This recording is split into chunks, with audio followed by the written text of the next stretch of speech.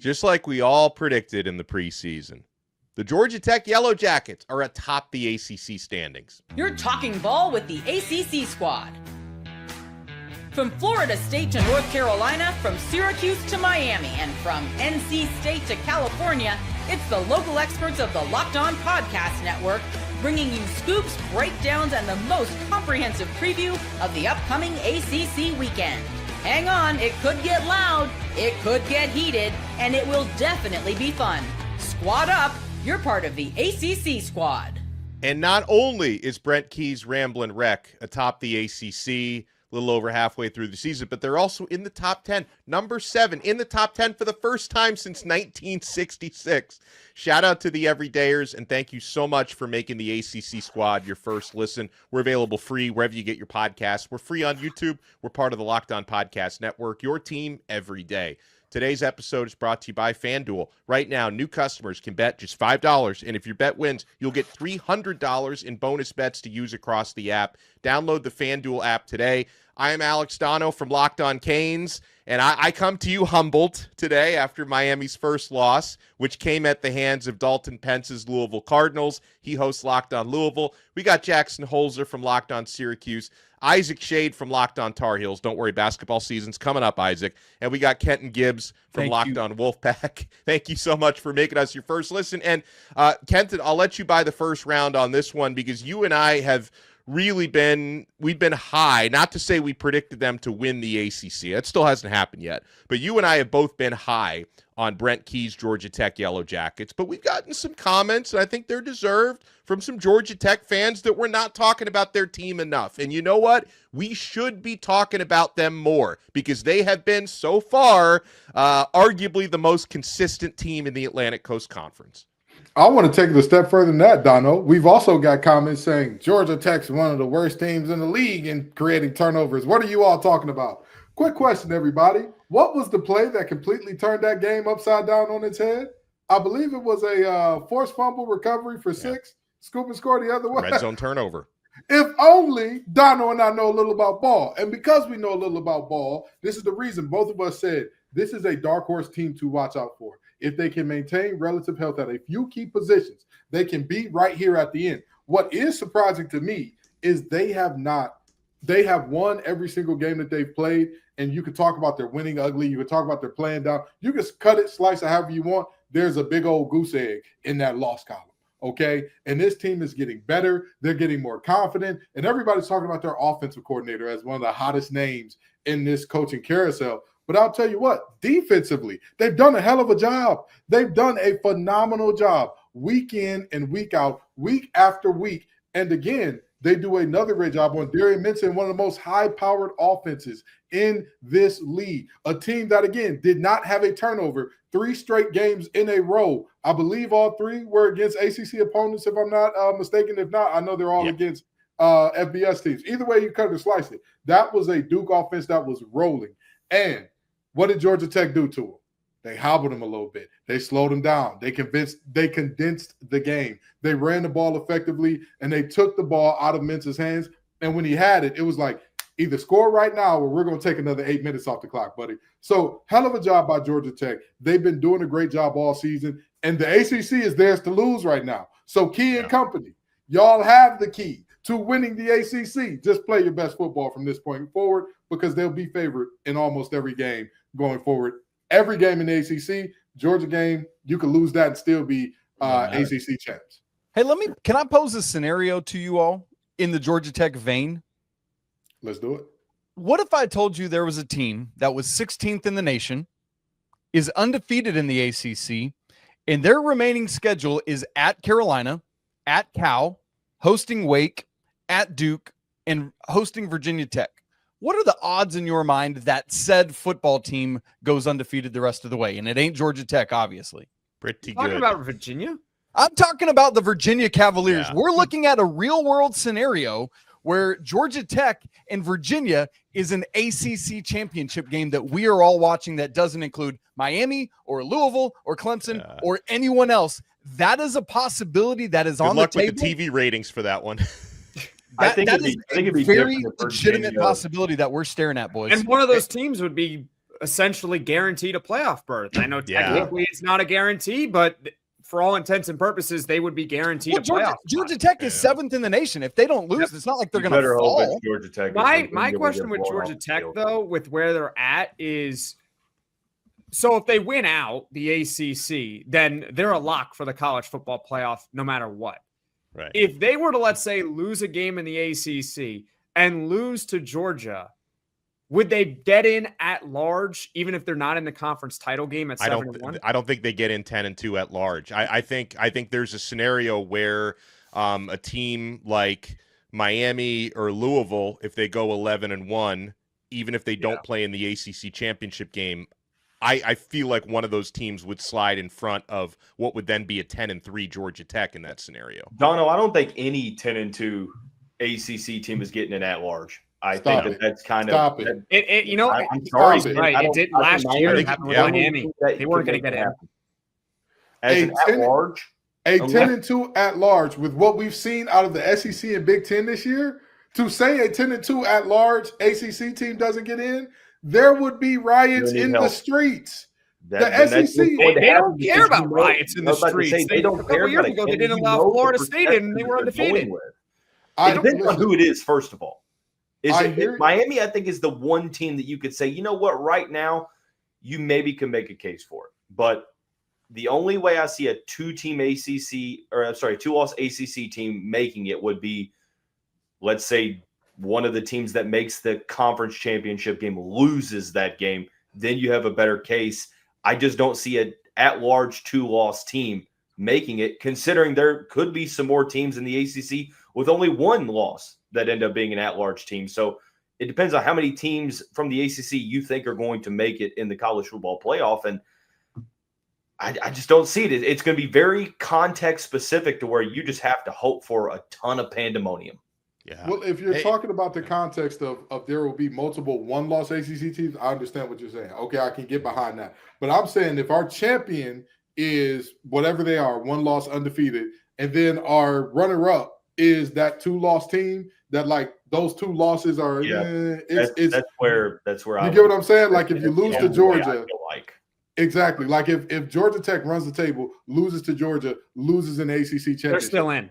Exactly. There's no way that's what I meant. I agree with that point there. Yeah. I was from like an at-large not making the conference championship. I was saying with Georgia Tech, if they were to lose a conference game and then lose to Georgia and they're 10-2, if for whatever reason they're not in the conference title game, I don't know if they would get in the college football playoff at large, depending on what happens against Georgia. I think that there is a world in which if they lose close, they would get a ton of respect. And they're already getting a ton of respect, but we never know what the committee is actually going to do at the end of the day. SMU barely got in. SMU barely got in, and they should have been a lock no matter what to get in because they were in a playoff spot before the game even started. Isn't it crazy to think SMU still has a chance to get to the ACC championship game this year? And to my point about Virginia being undefeated, obviously SMU is, but here's the difference. Here's SMU's remaining schedule. At Wake, they should win that. Then they host Miami, at BC, host Louisville, at Cal. I guess the good thing you're looking at is the two hardest games are at home, but SMU ain't like SMU. All due apologies to the Mustang fans in the place. They ain't going undefeated in ACC. Well, and they would probably have to win the ACC to get in because they've got two non-conference losses. That's right. So, like, SMU's margin for error is 0. Yeah, they got two bad out-of-conference losses. I mean, you cannot lose to Baylor and TCU and say, I'm a playoff team, unless you mess around and win a conference, which that's the only way. Yeah, and then that cast a whole nother line of aspersions on the ACC because when the Big Ten and the SEC beat up on each other, they're cannibalizing each other. But when Louisville beats Miami, it's because the conference is mid overall. And Miami, are they a fraudulent team? Well, you know what's funny about that? The people that are – some of the people who are most down on Miami are Miami fans because the last 20 years has conditioned Miami fans to – if you lose a game, that one loss is going to turn into 3 or 4 losses. Like that's just what Miami fans expect at this point. Well, I want to talk a little bit more about it. I give credit to Louisville because Miami didn't just lose. Louisville went down to South Florida and won. And Jeff Brom, that was one of the more impressive play calling performances I've seen. He maximized that bye week. Meanwhile, there's a tailspin happening in Tallahassee. The Florida State Seminoles have lost 4 straight games. The fans want Mike Norvell out, but he gets a vote of confidence from the athletic director. You want to keep it locked right here. We're only getting started on this brand new episode of the ACC Squad. Friends, one of the tools that helps make a huge difference for business owners is Quo, formerly Open Phone. It's the same great business phone system you've heard me talk about before, just with a new name. And here's why it matters. Every missed call is money left on the table. When every customer conversation counts, you need a phone system that keeps you connected 24/7, and that is Quo. I love how Quo, formerly known as Open Phone, lets your team share one number and collaborate on calls and texts like a shared inbox so no customer gets left hanging. Their built-in AI agent is a game changer. It can answer after-hours calls, capture leads, and keep business moving even when you're off the clock. Whether you're a solo operator juggling everything or part of a larger team, Quo makes it easy to stay responsive and professional. See why over 90,000 businesses trust Quo, formerly Open Phone. Get started free and get 20% off your first 6 months at quo.com/lockedoncollege. That's QUO.com/lockedoncollege. You can keep your existing number for free. Quo, no missed calls, no missed customers.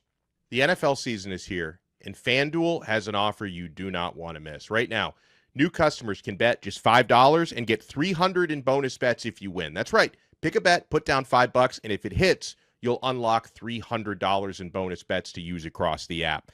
I love how FanDuel gives me so many ways to play. I've built parlays. I've tried player props. I've even followed the live lines during games. It makes watching football even more exciting when you've got a little something riding on the action. Whether you're a casual fan or you love diving into the stats, FanDuel makes the game day experience so much better. So what are you waiting for? Visit FanDuel.com to download the FanDuel app today and get started.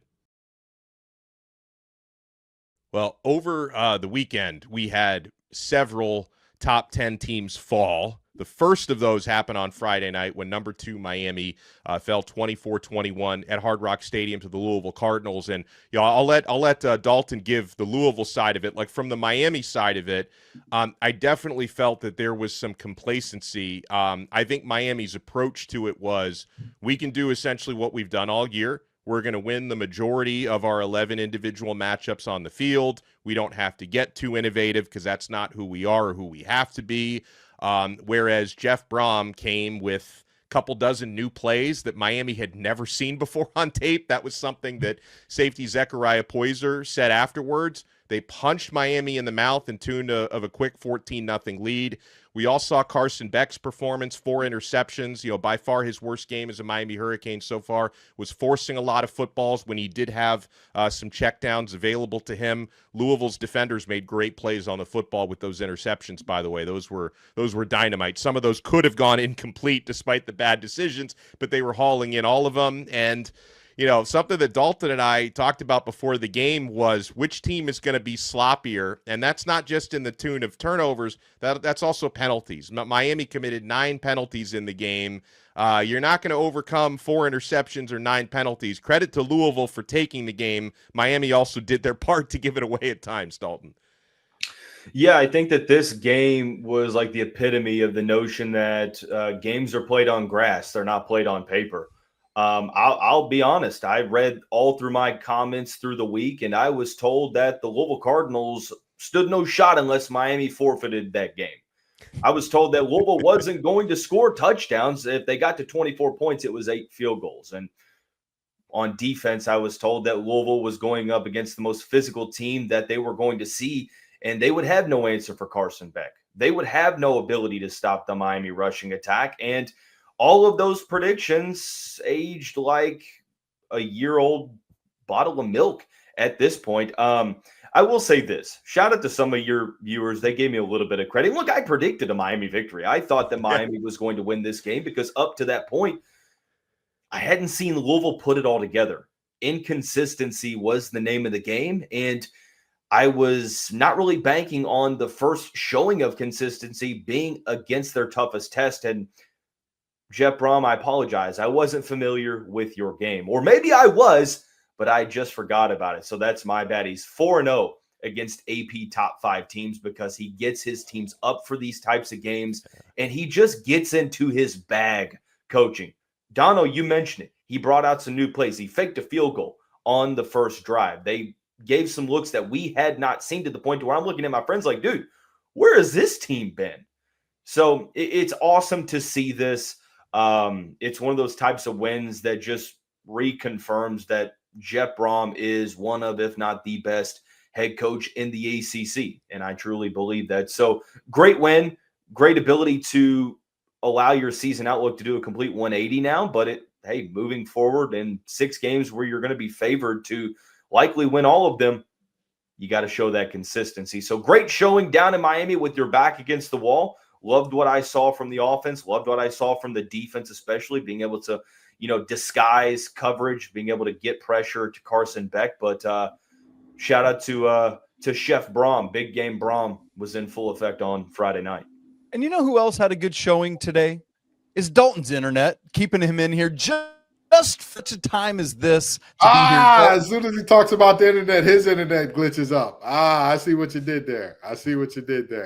I'm going to tell you this, though. We got to shout out Brown. We got to shout out Dalton's internet. We also got to shout out that defense, okay? Yeah. I mean, Louisville's defense absolutely came to play in a spectacular fashion, and we knew that front 7 was going to be who they have been all year. But to me, that was going to be a close matchup between the offensive line and Louisville's defensive line. Louisville's defensive line said, hey, I don't know who y'all been blocking in practice. Y'all must not be doing enough ones versus ones, because we got something for y'all boys. That, they came in droves all night long.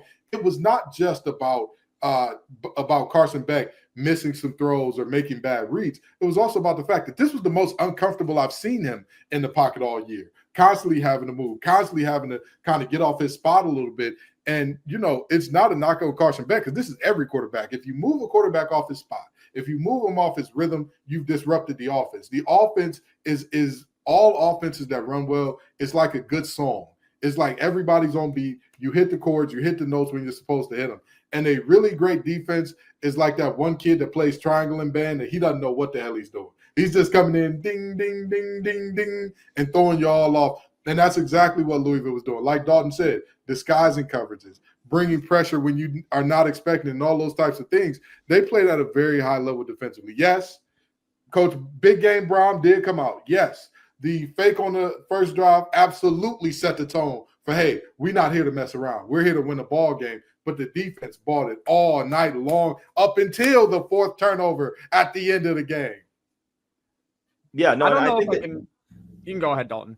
I think that Dono's mentioned it, and I listened to his show on Monday, and he brought up a point to where it was like I almost kind of questioned the adjustments that the Miami coaching staff did not make. The offensive coordinator, is his name Shannon Dawson? Is that Shannon his name, Dawson. Dono?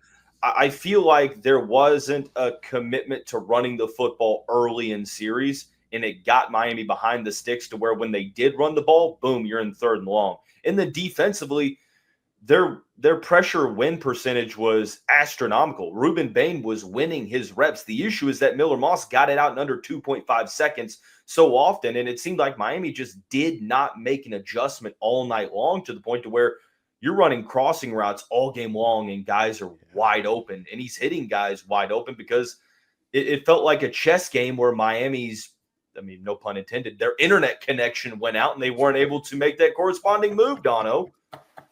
Yeah, it was, and I went over some of the film, and it was it was some pretty shocking stuff defensively, stuff that we haven't seen from Miami so far this year. And like, I give the defense some credit because they did buckle down for large portions of that game. They started very poorly, they finished poorly because they did allow another long Chris Bell touchdown on a crossing pattern late in the game. But for times the defense was playing well enough to win. The offense wasn't answering the call, but the gap integrity was really bad. Like, it was glaring on some of the big runs that Isaac Brown had, where just nobody had an angle on him. And credit to Isaac Brown, because he looked he looked like last year's Isaac Brown all over again. I think for him getting healthy was probably a big part of that. He looked sensational. And there was just a lot of, I thought, miscommunication in the back end of the defense for Miami. So it was the type of film I'm sure DC Corey Heatherman had a lot of notes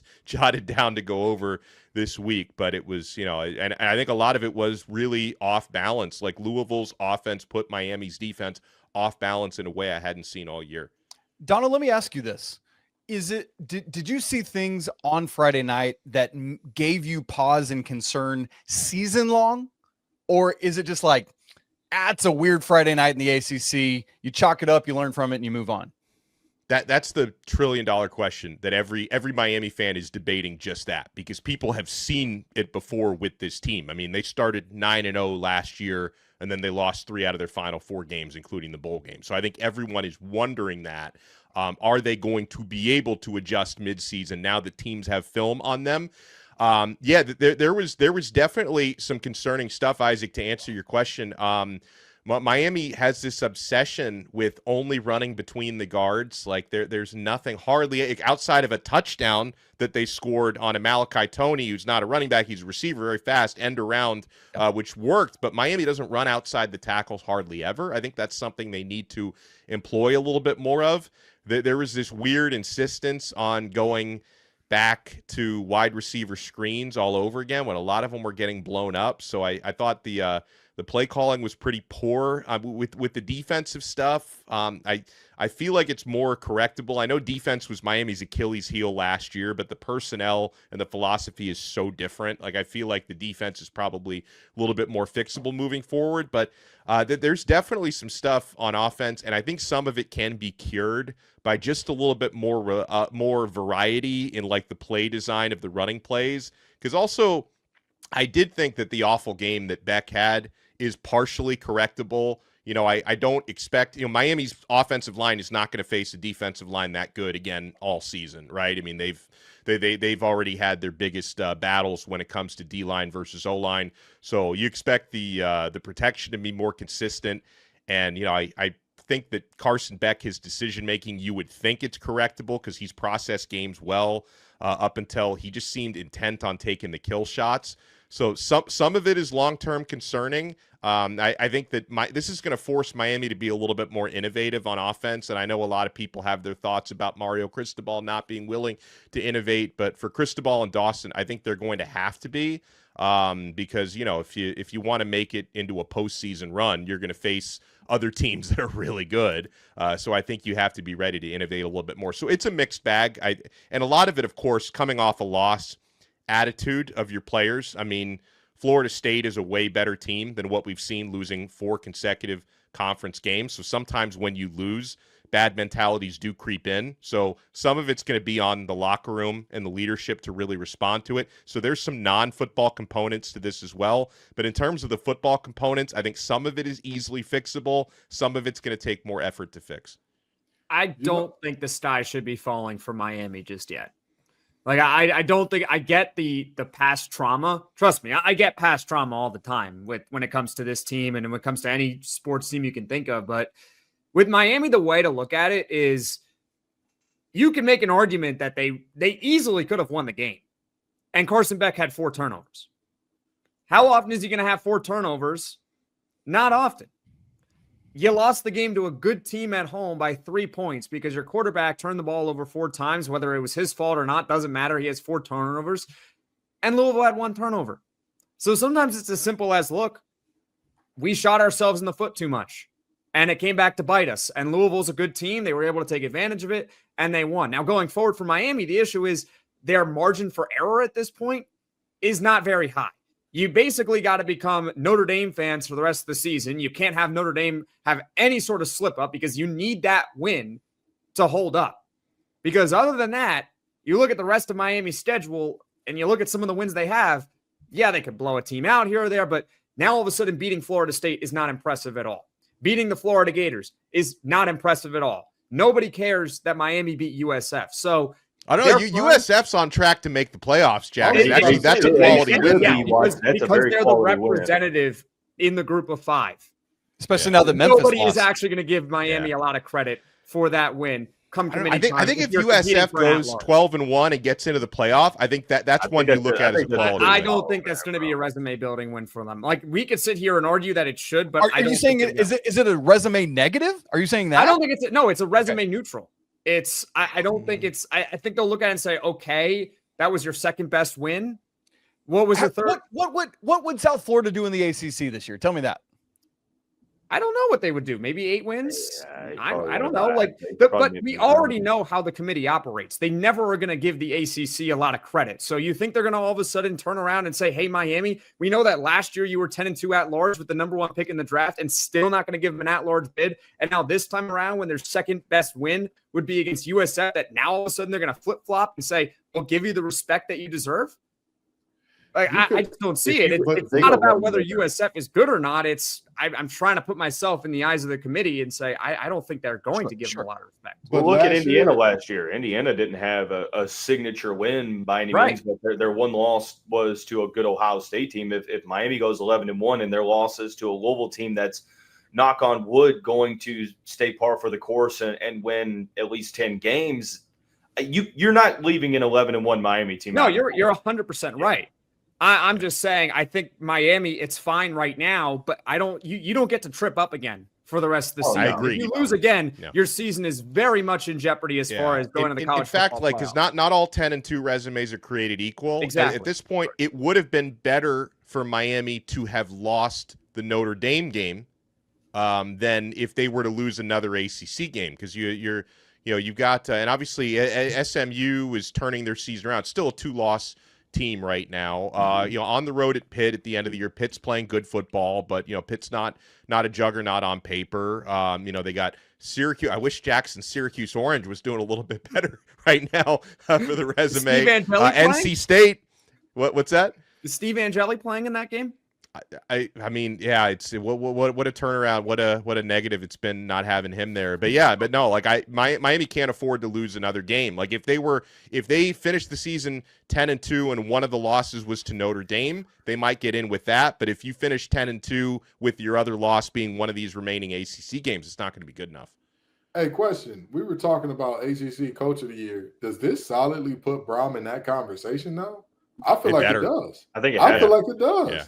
It has to. I think that Mario and all the cachet that he had built up here, it's going to be tough. It's looking like it's going to be Key, Elliott, or Brom, depending on how the rest of this season goes.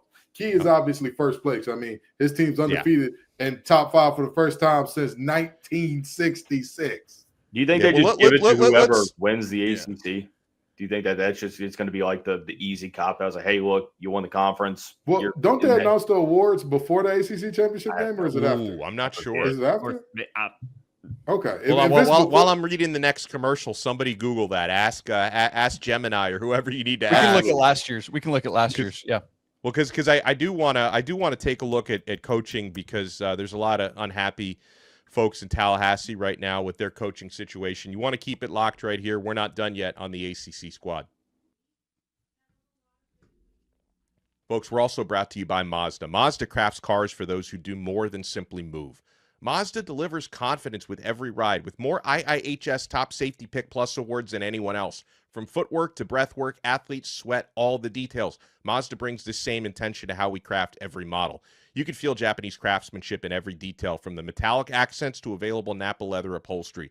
You can make everyday drives feel like anything but, from smooth handling to intuitive controls. With all-wheel drive standard in every crossover SUV, you can drive with confidence through almost any season. Like our players, we sweat every detail, because when you make every move count, impossible becomes irrelevant. Mazda. Move and be moved. Thank you for making the ACC squad your first listen. For your next listen, check out our other shows. Kenton Gibbs and Grayson Boone host Locked On Wolfpack. Isaac Shade on Locked On Tar Heels and Locked On College Basketball. Jackson Holzer, Locked On Syracuse. Dalton Pence, Locked On Louisville. Brian Smith could not be here with us on this squad episode. He's probably he's updating his hot board for next Florida State head coach. But that change, guys, apparently will not be made this season. Florida State Athletic Director Michael Alford put out the dreaded vote of confidence for Mike Norvell. Now, The language of that statement certainly implies that the coaching change could happen at the end of the season, but it's not happening in season.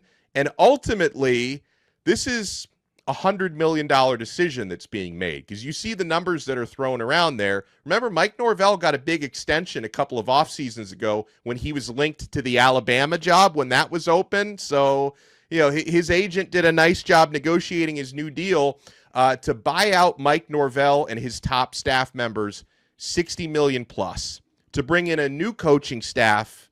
It's another 8-figure deal. So they're throwing out numbers like $100 million plus to make this coaching change. So Florida State's got to think long and hard about how to implement this, guys. But anyone can jump in here on this point. Is it possible for them to turn this around with Mike Norvell, or does this run just negatively impact booster support, fan support, and recruiting so much that there's no turning back for him? I mean, I don't think that regardless of what you think about Mike Norvell potentially next year, I'm not sure if Florida State has the ability to sit around and wait, because, and I'll make this point here in a second, they're 3-4. They've lost their last 4. You would think, well, they've got a relatively favorable schedule with Wake, Clemson, Virginia Tech, NC State, and Florida. But don't forget, they just lost to Stanford, a Stanford team that, A, is not really all that good, and B, they're extremely injured. I mean, you're playing the hospital squad, so to speak. I thought Andrew Luck was going to suit up the other night. Yeah, I mean, Frank Reich is taking snaps at wide receiver. But another thing, this is another aspect of this, and I had a conversation about LSU in the same light. With all of these openings popping up already, and you've got Penn State, Florida, Arkansas, all these jobs that are popping up, can you afford to wait another year when the quote-unquote top prizes in college football that are, the coaches that are going to get these top jobs, can you afford to wait and let these guys go elsewhere? And I'm okay with them giving him the vote of confidence through the rest of the season. Now, things can change on a whim, but I just don't see, after what happened last year and now this season, the wheels have fallen off the bus. I just don't know how you could look in the mirror and say, yeah, you know what? Mike Norvell is the guy to lead the Florida State program back to prominence. I can't see it. I think the biggest thing that we're missing, you said the school can't afford to keep him. Can they afford to replace him? Like, we're talking about afford as in the support of all these people and all that people. The reality is the boosters only have but so much money. Like, we like to think that, oh, yeah, it's the college arms race and the money's going to keep increasing. Sure, it's going to increase over the years. Let's talk about the finances of Florida State for just a quick second here. Which school were the ones that spent all that money on lawyers to figure out a loophole to get out of the ACC? Was Florida State one of those or no? Mm-hmm. Yep. Which school recently did the most expensive remodeling of their stadium in America? I'm pretty sure, but I know for a fact in the ACC conference this last season, was that the Nose as well? Yep. They were already looking at getting some outside investments from either private equity, or they were going to pull a Mike Lombardi and get on that plane and go over there and talk to the Saudis real quick and say, hey, what we got going on?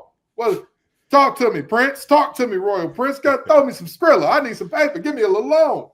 But the worst part about it is they're between a rock and a hard place, because if you keep them, you know that all of this fan attendance is going to drop, the interest is going to drop, the intrigue is going to drop and all that. But if you get rid of him, where are you getting the money? Because forget all the rest. Forget all of the other stuff about how valuable is a job in comparison to Penn State, in comparison to Florida, in comparison to all these other things.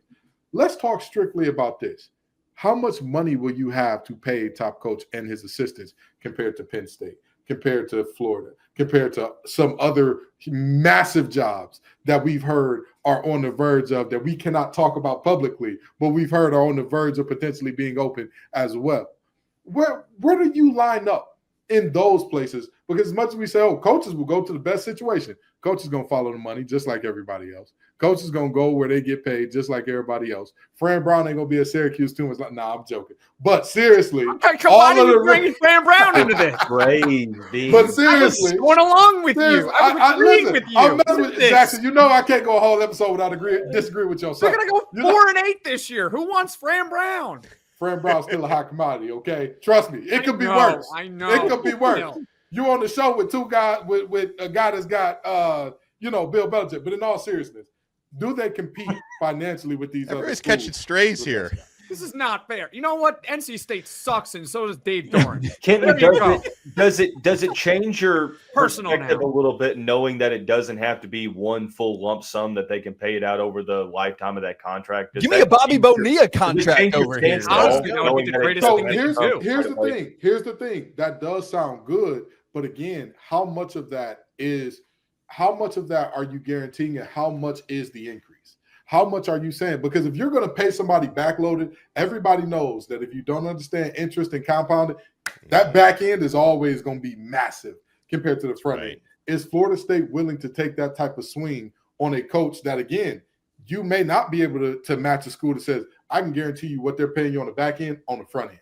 Now, KG, did you just say that back end's going to be really massive? Was that a Sir Mix-a-Lot reference there? Baby got back. Hey, what are we doing? Hey, listen. I forgot he was talking about money for a second. See, y'all get a little freaked out on me. Okay? This has nothing to do with my preference in women. This has nothing to do with what I like outside this show. I am simply the loaded saying, back end is what we're talking about on this episode. I am simply saying, if you want to say the money is going to be towards the end of the contract, you're going to have to pay more. And again, would Florida State be comfortable doing that? And again, who do you get? Who's your guy that you could say, like, hey, I feel 1,000% comfortable paying him $40 million in a few years? You know, I just don't. They have the opportunity to do the wildest thing and bring Billy Napier from Gainesville to Tallahassee. No, hey, here's something funny. I saw somebody put out a landing spots for Billy Napier the other day. You know who was team number 1 on the list? Please stop. Please. Somebody put out a list where North Carolina was the top landing spot for Good luck. Somehow they got worse than What's Willie Taggart up to these days? Wow. What's Willie Taggart up to these days? I think he's still spending the Florida State buyout money. That's a crazy question. Oh my God. Well, I mean, you don't have to pay. One of you brought out James Franklin. I mean, might make the most sense because Penn State will pay the difference with whatever Florida State is. Like Florida State could say, "Hey, we'll pay you $1 million a year," and Penn State's going to pay you the difference of your old contract. Let's say you have to pay. I don't know how much, if they still owe anything off the Willie Taggart buyout, but if they do, then you can just count that as money saved and rehire him. Yeah, I think they might. I'm not sure. Florida State fans can correct us, but I think they might still be paying Willie Taggart. I'm not 100%. Is it backloaded though? I thought it was just in the language. You're just paying the salary through the duration of the lifetime of the contract. I didn't think it was like you're adding anything on the back end. From what I read just a little while ago, you can basically, it's like you're paying him normally. He's just not coaching. I know that makes things a little bit tough, but if you are in immediate financial distress, not having to pay all that up front and operating with the sunken cost fallacy and understanding that keeping him would be more of a financial hit than letting him go. The truth is that they're, like Isaac said in the chat, they're damned if they do, damned if they don't. It's just you have to do whatever you can to salvage yourself to the best you can. Look, and let's be honest about this. Get the higher right, it could benefit them. Yes. Yeah. And it's a big if too, right? I mean, there's no guarantee. Mike Norvell was supposed to be the next big thing. Of course. James Franklin, as a proven commodity, I would have him every day and again in our conference. Like, he immediately raises the profile of the ACC. James Franklin gets a bad name, and I understand his reputation. Like, we get it, the reputation of not winning the big games, but like it's one of those, like, go back to like your expectations of every single program, and what Kenton always says about how, like, if certain programs win 8 games a year, that coach will get you you'll get a statue at that university. Like, that's literally James Franklin. Like Yeah. he can go to anywhere, I think, in the ACC and make that program a successful program. Is he going to bring you a national championship? As of right now, he has not proven that he can bring your team a national championship team. Well, Bobby Bowden ain't walking through the door. KG, you got thoughts down there. I want to hear He it. would give you much needed stability. All I'm saying is this: everybody's very high on. James Franklin. He's really good, and he'll keep you where you need to be. Are we talking about the same James Franklin that just lost to UCLA and Northwestern? That's one year. And I hear you. In theory, we can say, oh, the talent now, the disparity ain't what it was, and every team's in for a down year every now and then. I will caution everybody with the same thing that I cautioned a certain school that's very near mine with. Sometimes the last time that we saw people is more important than the best we ever saw them at. James Franklin at his best absolutely can get you 8 wins a year, 9 wins a year, 10 wins a year. The James Franklin that we just saw was lifeless and hapless. And you cannot tell me that guy going to Florida State and producing more of what we saw this last season, if he produces anywhere near that, Florida State fans, it'll be Alfred would be run out of town. Okay, he wouldn't be allowed. They would take him out of the state of Florida, like in the book of Eli, say, and don't come back. Don't you ever come back. I don't doubt you, but I just want to know, like, then who are you going to hire if you're Florida State? Because you're going up against the University of Florida. You're going up against Penn State. John's going to get hared by somebody, but it might be by a school that's in that same state. If that job, you might be competing with Missouri as well if Missouri loses Drinkwitz. I think, if Ole Miss loses Lane to Florida, then the Ole Miss job is open as well. So this is a crazy carousel. I'll add one more point into this, and it kind of goes back to Kenton's point about the boosters, and I agree. I mean, there's only so much money now. FSU does have a substantial amount of alumni money and whatnot, but you also have to wonder, with the amount of money that they spent on this year's roster and the waning confidence in Mike Norvell, you wonder, okay, if your decision is to keep Norvell, how do you now turn to those same boosters that paid for this roster and say, hey, I know you forked over a lot of money for a roster that was going to be really good on paper. I need you to do it again, but hashtag trust me, bro. That's basically what you're saying because, well, I know that it flopped tremendously badly this year, but next year's completely different. There's so many different parts in this equation. That's why I feel like at the end of the day, it's going to be a decision to let him go, and it's probably going to be at the end of the year. But I just don't know if you're Florida State. I understand the commitment financially to letting him go. It's a great commitment, but this train's going nowhere but off the tracks. Well, we'll end it on that because I think that's a very sensible point, and I want to send a huge thank you. I allowed Dalton Pence in here despite recent results on a Friday night in the ACC. Thank you, Dalton from Locked On Louisville. Thank you to Kenton Gibbs from Locked On Wolfpack, Isaac Shade from Locked On Tar Heels, Jackson Holzer from Locked On Syracuse. I am Alex Dono from Locked On Canes, and we'll talk to everybody next time on another episode of the Locked On ACC Squad. We are part of the awesome Locked On Podcast Network, your team every day.